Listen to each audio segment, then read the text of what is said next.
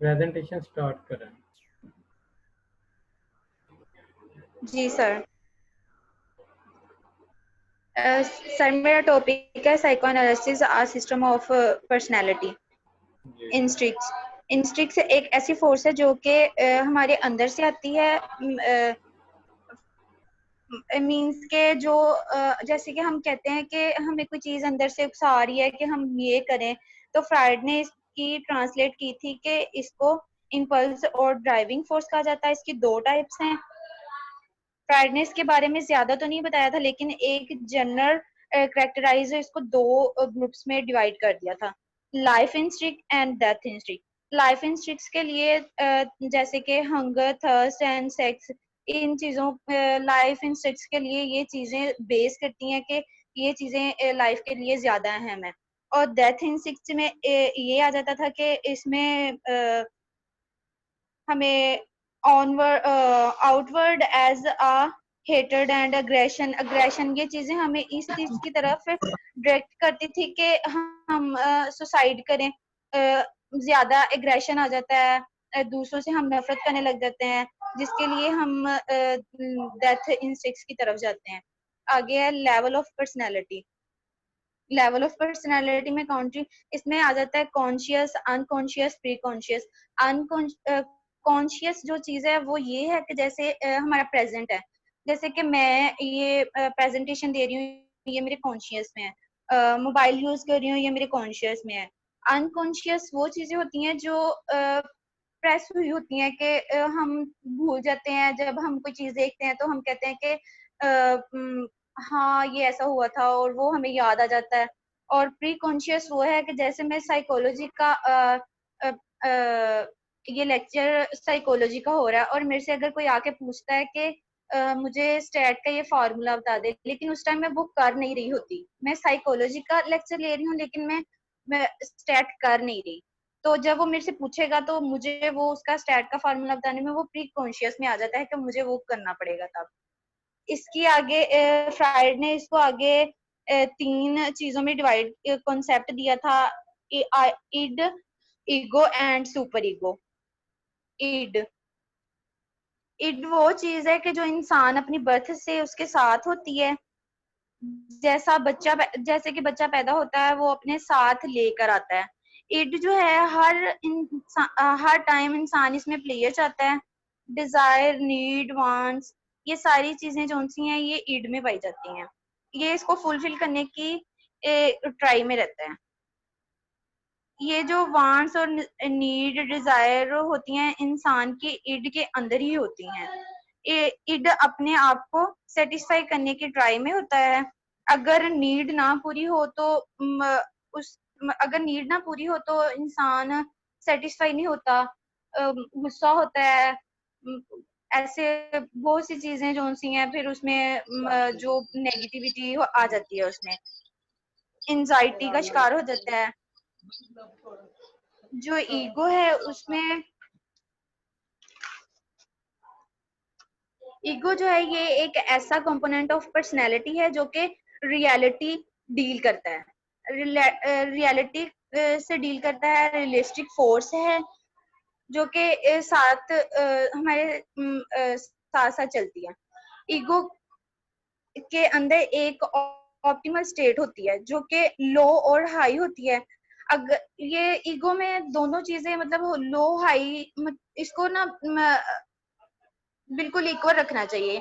अगर लो हो जाए तो भी इंसान की सेल्फ रिस्पेक्ट की वजह से उसकी सेल्फ रिस्पेक्ट पे बात होती है, तो वो फिर डिप्रेशन का शिकार हो जाता है, एंजाइटी होती है। और अगर बहुत ज्यादा हाई हो जाए तो इंसान प्राउडी हो जाता है, जिसकी वजह से वो अपना ही नुकसान कर बैठता है। और ये हमारे कॉन्शियस में होती है और ये रियलिटी होती है। सुपर ईगो सुपर ईगो वो चीज है जो हम अपने पेरेंट्स से, मोरालिटी जो हमें सिखाया जाता है कि अच्छे बुरे में तमीज कैसे करनी है, दूसरों के साथ कैसे अखलाक से पेश आना है, कैसे हमने चीजों को मैनेज करना है, ये सुपर ईगो में आ जाती है।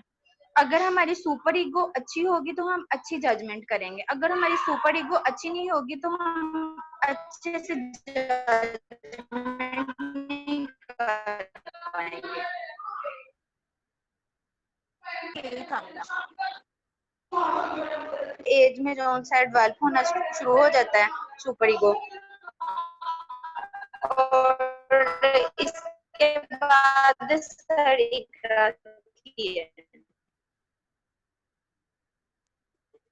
इकरा जी आवाज कट कट के आ रही है। आगे आपकी बारी है मेरी बात। हेलो सर मेरी बात उसामा की है। सर मैंने दे दी है, आपने सुना नहीं? मैं सुन रहा हूँ। मैंने ये कहा कि अब जो आप बोल रही हैं उसमें आवाज कट कट बिल्कुल के भी आ क्लियर रही है। नहीं आ रही। जी सर, आगे मेरे बाद सर उसामा भाई की है। चले बस प्रेजेंट वॉइस करना क्लियर शुरू नहीं है करें। जी सर।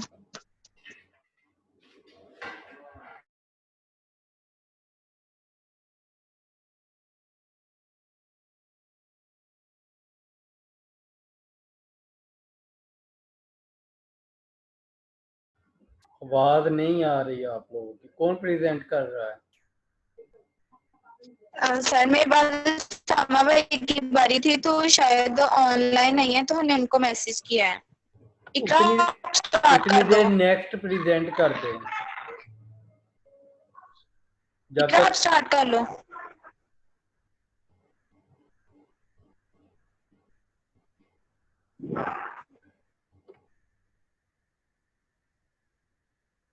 इकरा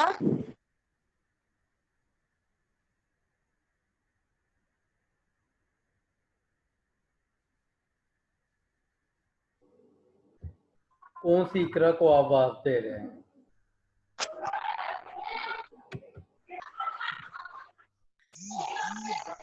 कहाँ है आपके ग्रुप फेलोज? इकरा रियाज। तो उन्हें कहें प्रेजेंट सर बस करें। दो ही रहते हैं, उसामा भाई रहते हैं और इकरा। तो इकरा से कहें प्रेजेंट करें। इकरा हेलो अस्सलाम वालेकुम सर। वालेकुम सलाम। सॉरी सर, आपकी कॉल आई थी तो मोबाइल साइलेंट पे था, मैंने चले अभी देखा। प्रेजेंट करने दें उन्हें, प्रेजेंट करने दें। जी सर। प्रेजेंट करें, जल्दी करें।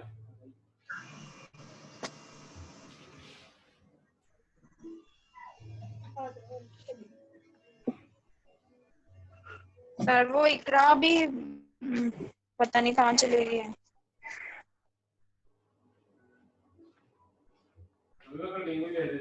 कॉल करके पूछ ले उनसे। जी सर।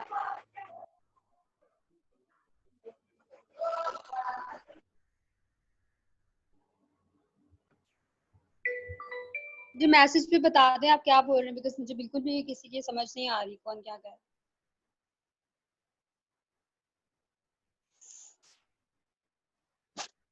इकरा आप प्रेजेंट करना शुरू करो, आपकी आवाज आ रही है, सर की आवाज नहीं आ रही, तो सर यही कह रहे हैं कि प्रेजेंट करो।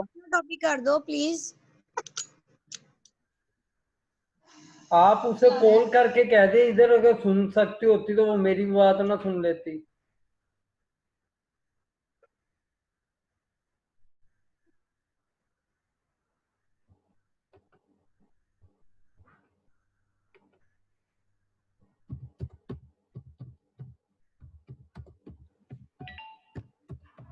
ओके सो मेरा टॉपिक लास्ट है उसके क्रिटिसिज्म, और हम थोड़ा सा कंट्रीब्यूशन की बात करेंगे फ्राइड की थ्योरी की। क्रिटिसिज्म तो आप लोगों को पता है, जब भी कोई थ्योरी आती है तो उसके बाद लोग उसको जो है वो अप्रिशिएट करते हैं और उसको अप्लाई किया जाता है उसके अंदर जो भी आता है। लेकिन जब न्यू थ्योरी आई जाती है तो उस पुरानी थ्योरी में से कुछ ना कुछ पॉइंट्स जो होते हैं उनको कहा जाता है कि ये ठीक नहीं है, या उसके अंदर न्यू वेरिएशंस लेके आई जाती है थ्योरी के अंदर, तो उसको हम लोग क्रिटिसिज्म कहते हैं। क्रिटिसिज्म इटसेल्फ इज नॉर्मल, इसमें ऐसा कुछ नहीं है कि ये नहीं होना चाहिए, हर थ्योरी में ही होता है। और इसकी कुछ कॉन्ट्रीब्यूशंस भी हैं फ्राइड की थ्योरी की, जो कि आज तक उसको माना जाता है। जैसे कि एक्सपेंशन ऑफ साइकोलॉजिस्ट डोमेन, उसने फर्स्ट जो पर्सनालिटी की थ्योरी थी वो फ्राइड ने ही दी थी। उसने जैसे कॉन्शियस अनकॉन्शियस का जो कॉन्सेप्ट है सबकॉन्शियस का, वो भी इसी ने सबसे पहले दिया था। और अब जितनी भी पर्सनालिटी की थ्योरी सब आती हैं बाद में, जितनी भी आई हैं, वो सब कहीं ना कहीं उसी से ही ओरिजिनेटेड हैं, उसी से ही लिंक्ड हैं।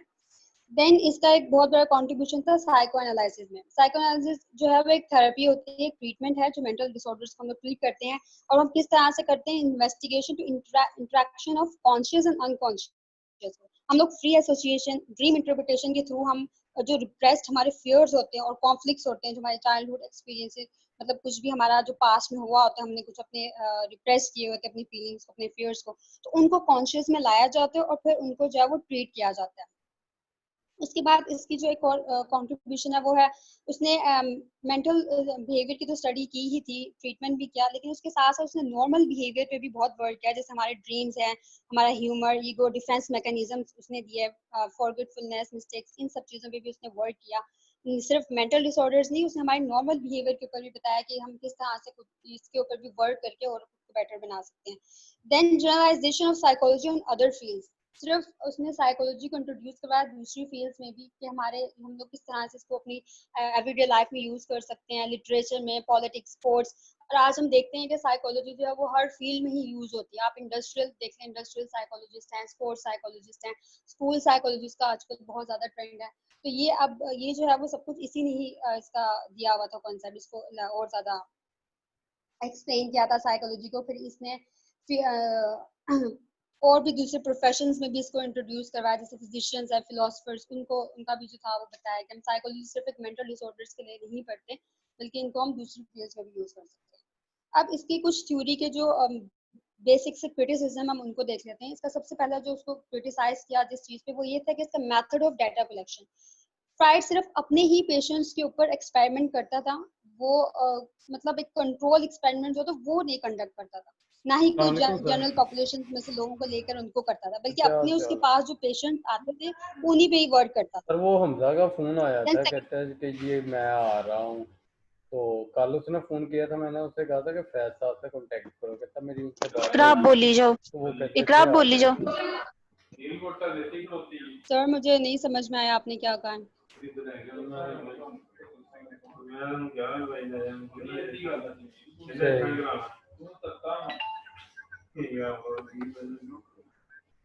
चले वो आता है फिर मैं इकरा आप आपसे बोली जाओ, बात सर करवा फोन लेता पे हूँ। है। नहीं समझ आ रहा सोनिया मुझे कुछ भी, आवाज ही नहीं आ रही है किसी की भी। आप इकरा सोनिया सर टेक्स्ट पे कॉल बता पे है, दो। तुम टेंशन ना लो।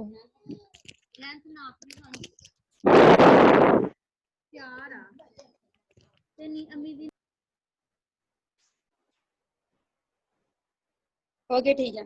अच्छा, सेकंड क्रिटिसिज्म था डॉगमेटिज्म। डॉगमेटिज्म ये था कि अगर कोई उसके पास पर्सन आता था जिस पे वो एक्सपेरिमेंट वगैरह कर रहा था, अगर वो उसकी किसी बात से डिसएग्री करता था या उसको अपना कोई ओपिनियन देने की ट्राई करता था, तो वो उसको जो है अपने एक्सपेरिमेंट से एक्सपेल कर देता था। मतलब उसको ये चीज नहीं पसंद थी कि कोई, वो खुद को जो है ना वो फाउंडर ऑफ साइकोएनालिटिक मूवमेंट कहता था, और कोई भी अगर उसके साथ किसी भी पॉइंट पे कोई डिसएग्री करता था तो वो उसको एक्सपेल कर देता था अपने एक्सपेरिमेंट से। थर्ड इसका है डेवलपमेंट थ्योरी। इसने डेवलपमेंट की थ्योरी दी, सारे इसने स्टेजेस बताया जो हमने ऑलरेडी पीछे बता भी चुके हैं, फैलिक स्टेज और जितने भी स्टेजेस थे डेवलपमेंट के वो इसने दिए। लेकिन इसने खुद कभी भी चिल्ड्रन पे एक्सपेरिमेंट कंडक्ट करके नहीं देखा था, लेकिन उसने स्टेजेस सारे दे दिए, बट उसने एक्सपेरिमेंट कभी बच्चों पे कंडक्ट नहीं किया था खुद से। वो सिर्फ अडल्ट पे करता था, जो उसके पास पेशेंट्स आते थे ज्यादा उन्हीं पे वर्क करता था, या हिस्ट्री के पेशेंट्स जो उसके पास आते थे उनके ऊपर रिसर्च करता था। हिस्ट्री के पेशेंट्स वो होते हैं जो मतलब कह रहे होते हैं कि हमें ऐसा कुछ फील हो रहा है, कहीं पे कोई दर्द हो रही है, लेकिन वो ऐसा उनको हो नहीं रहा होता जैसे उनके माइंड के अंदर वो चीज होती है। उस तरह के पेशेंट्स को ये ज्यादातर डील करता था।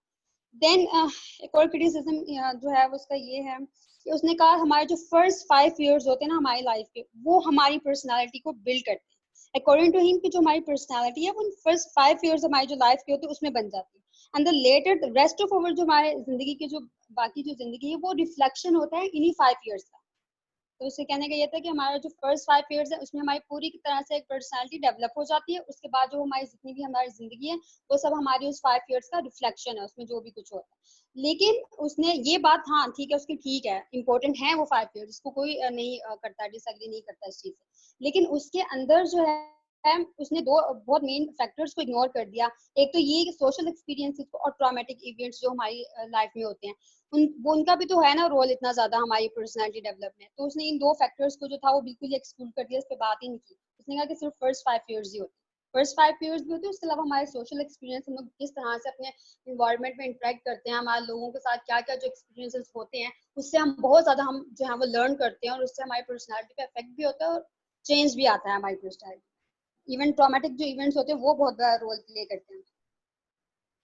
देन फिफ्थ जो इसका है क्रिटिसिज्म, एक और चीज़ है, वो था एम्फसाइज ऑन सेक्सुअल डिजायर्स। उसने बहुत ज़्यादा जो है वो हर चीज़ में, इवन अपने जो इसने डेवलपमेंट स्टेजेस बताया उसमें भी हर स्टेज में इसने जो कहा कि सेक्स का रोल होता है, तो उसने इनको बहुत ही ज़्यादा प्रोमिनेंट किया कि हर चीज़ के अंदर ना इसको लेके आया, बहुत ज़्यादा एम्फसाइज किया सेक्सुअल डिजायर पर। लेकिन होते हैं, लेकिन इतने ज़्यादा इंपॉर्टेंट नहीं होते जितना कि फ्राइड ने जो है वो उसको कहा कि इम्पोर्टेंट है। देन इसकी फ्राइड की जो थ्योरी है, तो कहा जाता है कि ये गुड हिस्ट्री है लेकिन बैड साइंस है। इस वजह से कि जब साइकोलॉजी में हम लोग थ्योरी इसीलिए बनाते हैं ना, ताकि हम प्रिडिक्ट कर सकें कि हमारे फ्यूचर में क्या होगा, हम उसको फ्यूचर को बेटर बना सकें, अपने जो भी हमारे प्रेजेंट में होता है तो हम उससे ये कर सकें कि आगे हमारे फ्यूचर में क्या होगा। तो जो फ्राइड की जो थ्योरी है वो बहुत अच्छी हिस्ट्री है, वो पास्ट को बहुत अच्छे से उसने सब कुछ किया, हमारी हिस्ट्री पे उसने बहुत वर्क किया कि उसने ये कहा कि ये सब चीजें अगर पास्ट में होती तो इनकी वजह से ये होती, लेकिन उसने ये नहीं बताया अगर हम ये सब चीजों से गो थ्रू करें तो हमारे फ्यूचर पे क्या आएगा। तो वो फ्यूचर जो प्रिडिक्ट नहीं वो कर सका अपनी थ्योरी। तो इसकी वजह से इसको कहा जाता है कि इसकी जो थ्योरीज हैं वो पास्ट तो बहुत अच्छा एक्सप्लेन करती है, हिस्ट्री पे बहुत अच्छा वर्क करता है, लेकिन इसकी जो थ्योरी है वो फुली साइंटिफिक नहीं है किसी भी तरह से। तो ये इसका लास्ट था क्रिटिसिज्म। उसके अलावा इसका जो वर्क है वो आज तक यूज होता है और इसको किया जाता है, लेकिन इसका ही थोड़ा सा सिर्फ कुछ ही पॉइंट्स है जो इसके जिस पे इसको क्रिटिसाइज किया गया था। तो यहाँ तक हमारा ये कंप्लीट हो गया। अगर कोई क्वेश्चन है किसी का तो वो आप लोग पूछ सकते हैं। Thank you so much. अब फिर उस्मान ने या उसामा ने प्रेजेंटेशन नहीं देने? सर उन भाई को मैंने कॉल की है मैंने, तो वो आगे से अटेंड भी नहीं कर रहे, मैसेज भी नहीं सीन कर रहे। सर रिप्लाई नहीं कर रहे मैसेजेस का भी। चलें ठीक हो गया। नेक्स्ट किस ग्रुप की प्रेजेंटेशन है? सर बख्तावर शेख के ग्रुप की थर्ड है वो। एक बार फिर भी मैं चेक करके बताती हूँ।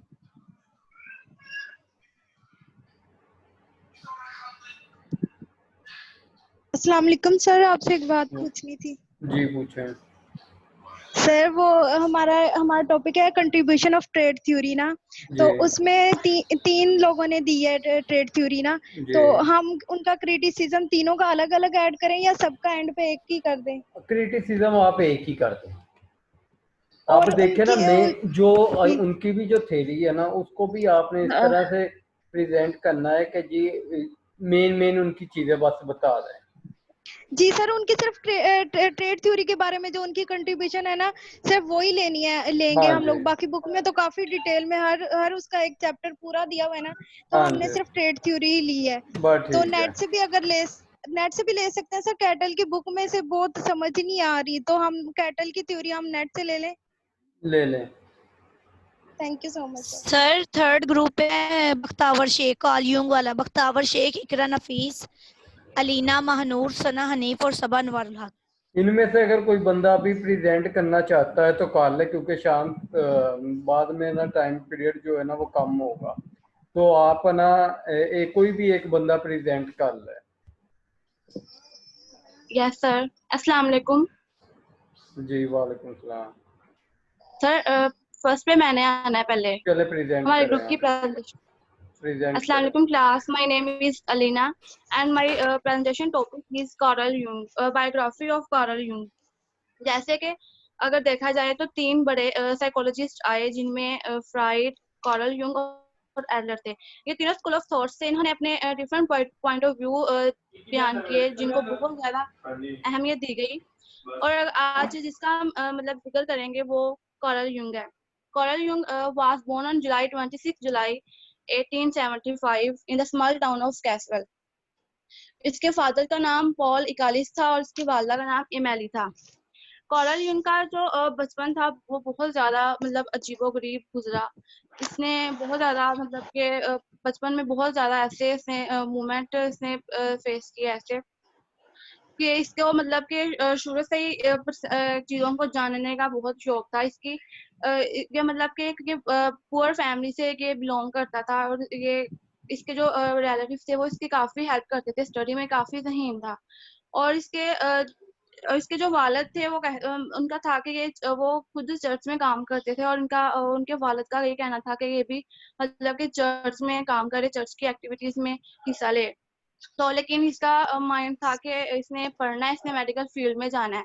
तो ये अपने बाप के खिलाफ काम के खिलाफ था, और इसने फिर अपना मतलब कि मेडिकल इसने अपनी स्टडी की तरफ ही ध्यान दिया। और इसके अलावा मतलब इसने अपने ऐसे नज़रियात इसने अपने इसके नज़रियात ने साइकोलॉजी में काफ़ी हल्का मचा दिया था, और काफ़ी मतलब इसको साइकोलॉजिकल डेवलपमेंट में अहम इसका रोल कंसिडर किया जाता है। और इसने फ्राइड ने कार्ल जंग ने फ्राइड के साथ मिलकर मतलब काम किया था, और इनकी काफ़ी दोस्ती रही है। लेकिन इनके जो फ्राइड के साथ काम किया, लेकिन जो फ्राइड जो था वो इसको अपना बेटा कहता था। और सबसे पहले मतलब कि जो था ये कार्ल जंग इसने इसकी थ्योरी से थोड़ी सी फ्राइड से डिफरेंट थी। बाद में इनमें इख्तलाफात शुरू हो गए थे, वो पढ़ते हैं। इख्तलाफात ये था कि फ्राइड मतलब कि फ्राइड जो था उसका कहना था कि जो अनकॉन्शियसनेस होता है उसमें फ्राइड ने कहा था इड और ईगो के दरमियान अनकॉन्शियसनेस आता है जो दोनों को कंट्रोल करता है। और इसने कहा था कि ये बिल्कुल ठीक नहीं है, इसने गलत कहा था। कि इसने कहा था कि अनकॉन्शियसनेस को उसने दो हिस्सों में डिवाइड किया था, पर्सनल अनकॉन्शियसनेस और दूसरे को कलेक्टिव अनकॉन्शियसनेस। इस तरह इसमें इनकी लड़ाइयाँ होती गई कि वो उसको फ्राइड को बुरा लगा कि जिसको आप सिखा रहे हैं और वही वही आपके काम के खिलाफ हो रहा है, इसलिए उनके दरमियान लड़ाइयाँ होती गई। तो उसके बाद जो ये कार्ल जंग मतलब इसने बचपन में ही इसकी जो वालदा थी इसकी पर्सनालिटी डबल पर्सनालिटी थी। कि मतलब कि वो उनको ना वो रात को मतलब उनको भूत नजर आते थे, वो अकेले में बैठ के बातें करती रहती थी। और जब कार्ल जंग ने देखा, उसने वो शैडो देखा, और इसको बहुत महसूस हुआ कि ये ऐसे क्यों है। तो इन्होंने फिर बाद में उन्होंने फिर बाद में अपनी वो स्टडी की तरफ किया। और वो जब स्कूल जाने लगे तो वो एक दफा स्कूल गए तो एक लड़के ने इनको धक्का दे दिया, तो वो बेहोश हो गए। तो फिर जब वो बाद में होश में आए तो वो उनमें एक खौफ आ गया कि वो स्कूल मतलब कि वो सोचने लगे कि मैं स्कूल जाऊंगा फिर वो मुझे धक्का मिलेगा और मैं फिर बेहोश हो जाऊंगा। वो काफी इन पे वो खौफदार ही रहा।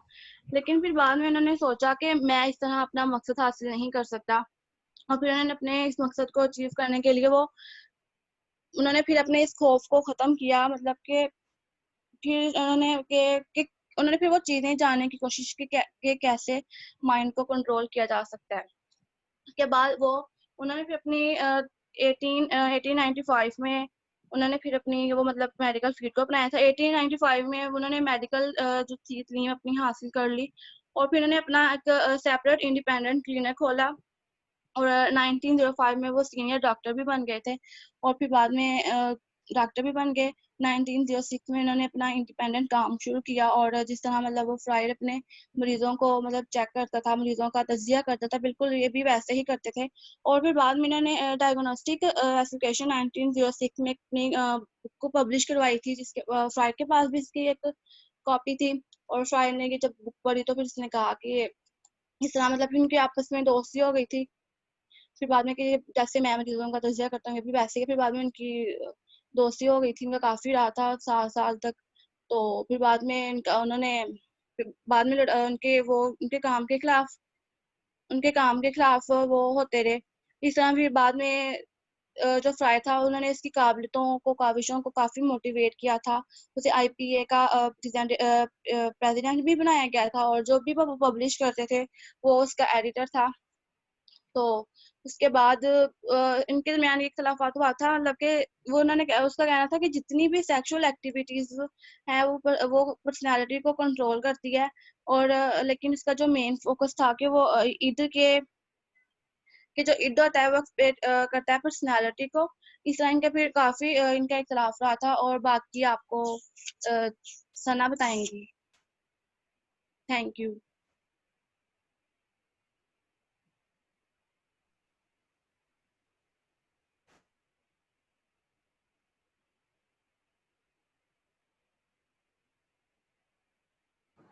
आप लोगों के ग्रुप के बाकी लोग भी मौजूद हैं?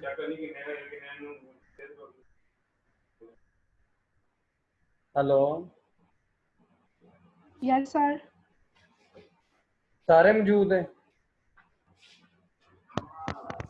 सर ये नहीं पता सर, मेरा नंबर 3rd पे आता है। मैं एक बात पूछ रहा हूँ कि आप लोगों के ग्रुप के सारे मेंबर इस वक्त इधर मौजूद हैं? अच्छा, जो अभी आप लोगों ने सुना है इसमें से अगर किसी का कोई क्वेश्चन है, जैसे कि फ्राइड वालों की भी प्रेजेंटेशन कंप्लीट हो गई है, इसकी एक मरतबा रीडिंग लें, उसको पढ़ें और उसके बाद अगर किसी का कोई क्वेश्चन है तो वो पूछ सकता है उन लोगों से। होपफुली वो पूरे का पूरा ग्रुप इस वक्त मौजूद होगा इधर। आप लोग एक मरतबा पढ़ के देख लें, फ्राइड से रिलेटेड कोई क्वेश्चन करना है तो आप पूछ सकते हो।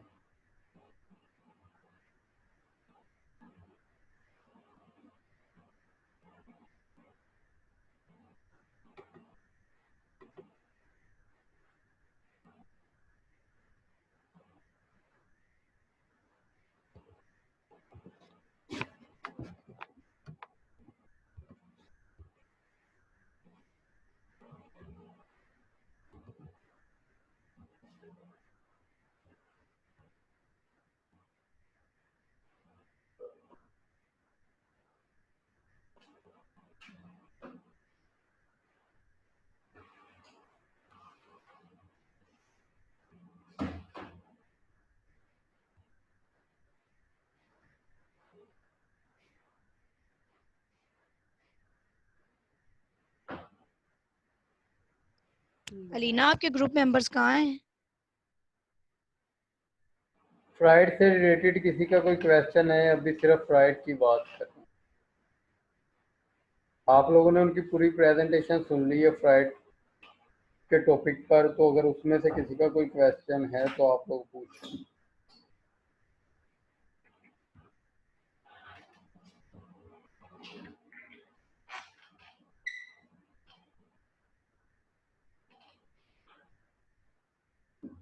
सारी समझ आ गई है आप लोगों को?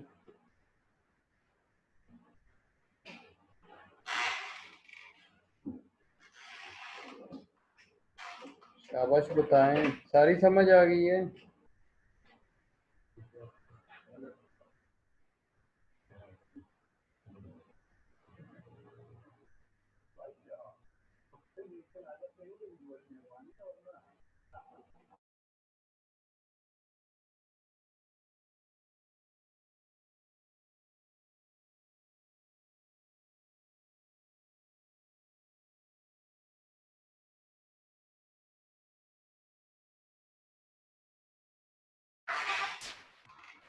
आप लोगों से मैं पूछ रहा हूँ, सबको सारी समझ आ गई है? अगर कोई क्वेश्चन है तो आप लोग पूछ सकते हो। जी सर, तकरीबन अच्छी, मतलब पहले आपने भी पढ़ाया था, सही है।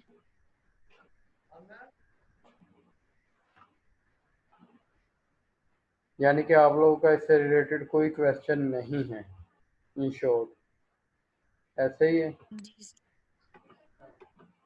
कोई बोल नहीं रहा तो सर यही है।